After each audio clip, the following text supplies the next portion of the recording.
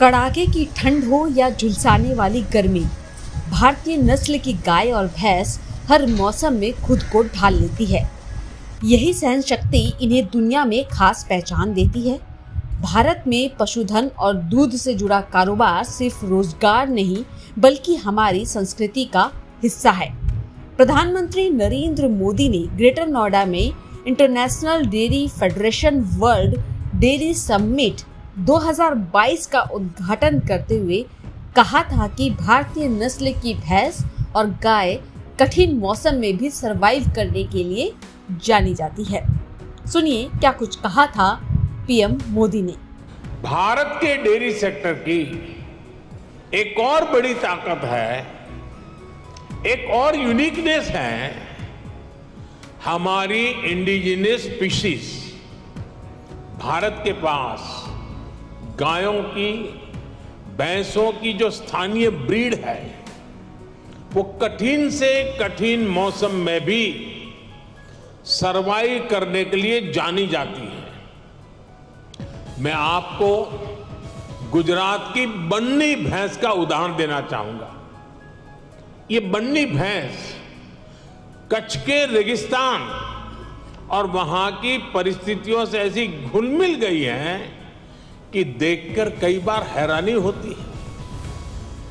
दिन में बहुत ही भयंकर धूप होती है, बहुत गर्मी होती है, कड़क धूप होती है। इसलिए ये बन्नी भैंस रात के कम तापमान में घास चरने के लिए निकलती है। विदेश से आए हमारे साथी ये जानकर के भी चौंक जाएंगे कि उस समय बन्नी भैंस के साथ कोई उसका पालक, उसका किसान उसके साथ नहीं होता है। वो गांव के पास बने चारगांव में खुद ही जाती है। रेगिस्तान में पानी कम होता है, इसलिए बहुत कम पानी में भी बन्नी भैंस का काम चल जाता है। बन्नी भैंस रात में 10-10, 15-15 किलोमीटर दूर जाकर घास चरने के बाद भी सुबह अपने आप खुद घर चली आती है। ऐसा बहुत कम सुनने में आता है कि किसी की बन्नी भैंस खो गई हो या गलत घर में चली गई हो।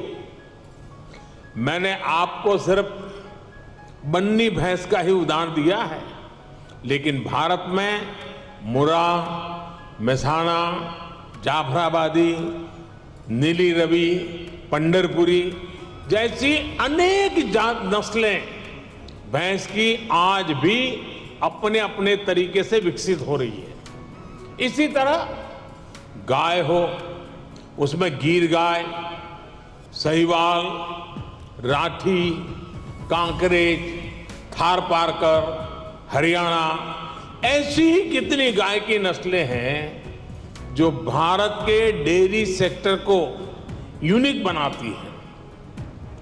भारतीय नस्ल के ये ज्यादातर पशु क्लाइमेट कंफर्टेबल भी होते हैं और उतने ही एडजस्टिंग भी।